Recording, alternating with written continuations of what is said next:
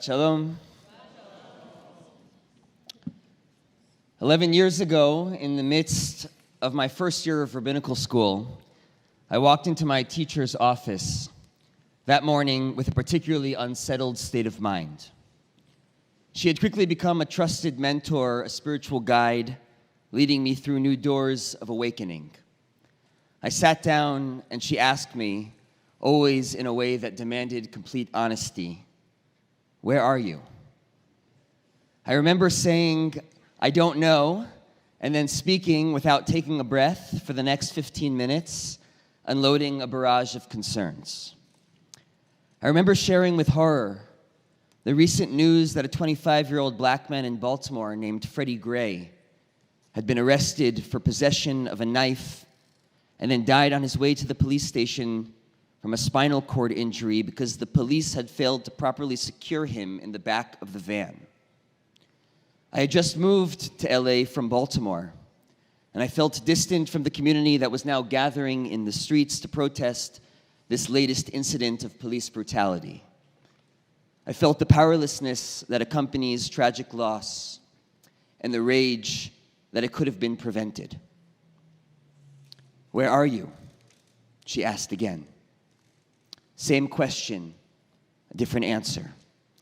This time about my family, the confusion I felt about how to navigate complex and evolving relationships. "I don't know who I am," I said, "or who I'm supposed to be." I was spinning. I was everywhere and nowhere. She asked me to close my eyes and just breathe. 2 feet on the ground, arms in my lap, just breathe. Become conscious of the inhale, conscious of the exhale. And then she said something that changed my life in profound and beautiful ways. Now, before I continue, I want to share that I've never before told this story publicly. So we'll agree to keep it between me and you and the podcast. Despite my profession, I admit that it feels vulnerable to speak about a direct spiritual encounter.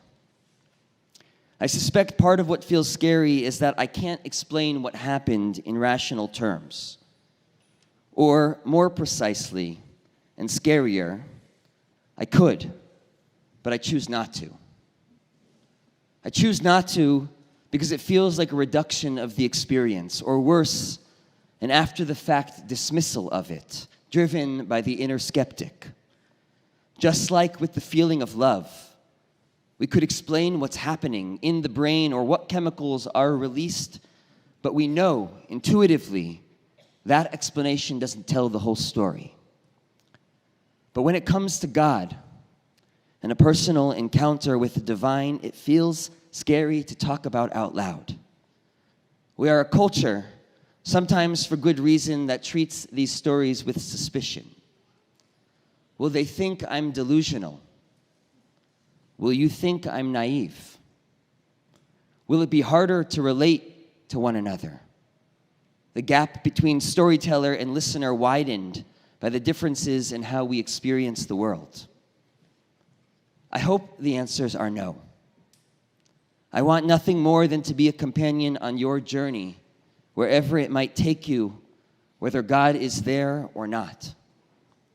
And I hope that by sharing a piece of my own wandering, we might open some new doors together. So there I was, in her office, scattered and breathing. And she said, "I want you to imagine that you're breathing in God's light and breathing out your light. Inhale God's light, exhale your light." Slowly, I felt my body calm. And as my breathing slowed with intentionality, and focus. I don't know exactly how to say this, but the feeling that followed was euphoric. It's as if I had opened the lid of an empty vessel and God's presence came rushing in, Two became one, a unification of spirit. Breathing with God, I felt myself increasingly detached from my body and intensely connected to God. It felt like pure love. And then I looked down, and I realized I couldn't feel my arms. I couldn't move them, and my hands were locked, completely tense. I began to shake, and I got scared, fully frightened. "What's happening?" I must have said. "I can't unlock my hands." She guided me to gently open my eyes, see the room around me, feel the chair supporting me, touch my feet to the ground, until slowly I could feel and move my arms and fingers again. And then I burst into tears, wailed, a cry from a place I did not know. In the days after this experience, I remember thinking that perhaps I had a stroke or a seizure. What happened in that room was a completely unfamiliar sensation. I wanted desperately to explain what happened, to graft some kind of sensible language onto the unknown.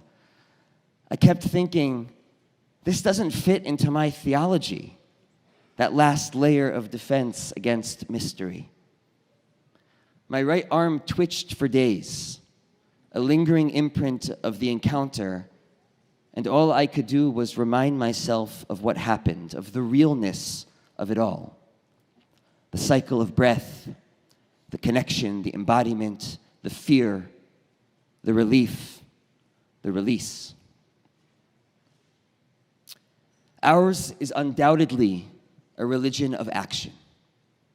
We are called, above all, to make our finite days here on this earth of infinite value. We are meant to mend the brokenness of the world. We are commanded to live a covenantal life, and only of secondary importance is who issued the command. And yet, our tradition has what to say about the ineffable, has what to say about the great mystery of God's elusive presence in this world. And perhaps the first step in finding God is to listen carefully to the stories of being found by God. Our tradition is full of them, and we ought to pay attention for their sake and for our own. And so we turn now to Jacob. A man on the run, we find him in a liminal space between the home he is escaping and the destination he has not yet reached, between the known danger of his vengeful brother Esav, from whom he is in flight, and the as yet known danger of Lavan, from whom he will eventually suffer great wrongs. The sun sets, and Jacob dreams. A ladder resting on earth with its top reaching heaven. Angels of God ascending and descending on it, and standing beside him is God with a message to deliver. We sometimes think of the biblical characters as being in a state of constant conversation with God. But in fact, this was the first time God appeared to Jacob, the first words spoken to him. And it would be another 20 years until God spoke to him again, once more in the middle of the night. How fleeting and rare and precious are these moments of direct connection. What did Jacob feel as he dreamt? Was he overjoyed or overwhelmed? Were the angels frightening or familiar? Did he feel the urge to climb? Or was it clear that the ladder was for the angels alone? Was God standing to his left or right, in front of him or behind him, or all the above? Did he feel safe or scared or both? Was God's message delivered with an audible voice? In whose voice? Or did God's assurances rush through his body, a known sense coursing within? Did he at some point realize he was dreaming? And then, did he stay in the dream, or did he flee? Here's what we know. Jacob wakes up and says, Achen yesh Adonai b'makom hazeh, v'anochi lo yadati. Surely God is in this place, and I did not know.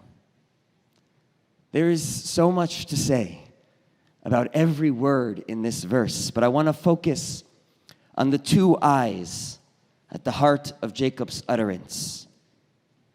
Hebrew verbs in the past and future tense carry with them a precise indication of their subject. Meaning, from the word yadati, we already glean the I of I did not know. We don't need a separate word to indicate the first person speaker. And yet, there it is, a mysterious doubling brought about by the word anochi. And I did not know. We could explain away the doubling as an attempt at emphasis. Jacob truly had no idea that God was in this place, but now he knows. But we stand in a long line of textual interpreters that spin new worlds from words, so maybe Anochi is pointing us in a different direction. How was it that Jacob was able to discern the presence of God? How do any of us detect that which cannot be seen? Surely the questions we ask of the Torah are never only about the past. The Torah is a tree of life when we bring our life onto its pages, when we hear its questions reverberate in the present tense. How do we find God? For the Tiferet Shlomo, the 19th century Hasidic master, the answer is V'anochi lo yadati, and I did not know. We detect God when we negate the I of the ego. Shebitalti atayesh shebi. When there is no selfishness within one's being, when we can detach from the self that rules over us, we discover God's presence. Jacob, for a fleeting moment, and it's always a fleeting moment, nullifies the ego within and finds God standing beside him. But another spin of the word takes us somewhere else. What did God say to Jacob in the dream? The ground on which you are lying I will assign to you and your offspring. Your descendants shall be like the dust of the earth. All the families of the earth shall bless themselves by you and your descendants. If this sounds familiar, it is. It's the same blessing God gave to Abraham and Isaac. The baton is passed. But then, something new. A new note struck in the history of God's communication to humanity. Anochi imach. I am with you. No ends to be achieved. Just presence. I am with you. And there it is. Anochi. God's first person. With you. Always.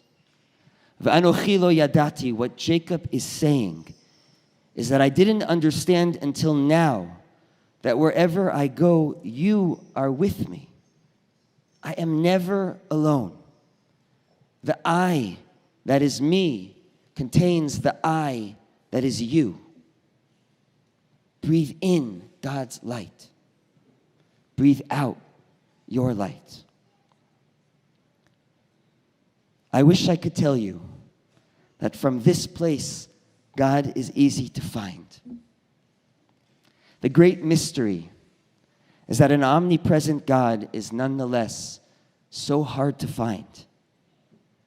But if I may, I'd like to suggest that it's still worth it to go looking.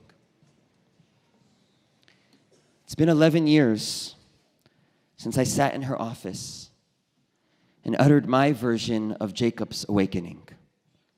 My primary feeling when reflecting back on this experience is gratitude. I'm immensely thankful to have touched a reality that I had not known existed. And let me be clear, I fully believe that this reality is available to every one of us. There is no special access to God to be claimed. But I have to say, alongside the gratitude is grief, because I haven't had an experience like this since, and I yearn for it. I don't mean to imply that I haven't felt God's presence since.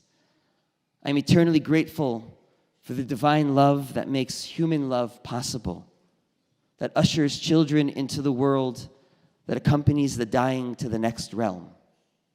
I have felt God's presence in all of those moments and more, including in this very room with you. And still, some spiritual experiences stand apart. Perhaps you know this from your own experience. If you do, I'm hoping that you'll share about it. Or perhaps you're still waiting, unsure if and how the door will ever open, understandably doubting if there's anyone on the other side. And if you are, I'm hoping that you'll share about it. The more we talk about it, the more we wonder and wander together. What I've come to believe is that while there is no guarantee that the door will ever open or open again, we have to remain close enough to hear the knock, a knock that can come from either side of the divide. And if we're close, and if we're ready, and if we're open and fortunate, perhaps light will come flooding into the room. Achen yesh Adonai b'makom hazeh, v'anochi lo yadati. God is in this place, and I did not know. Shabbat shalom.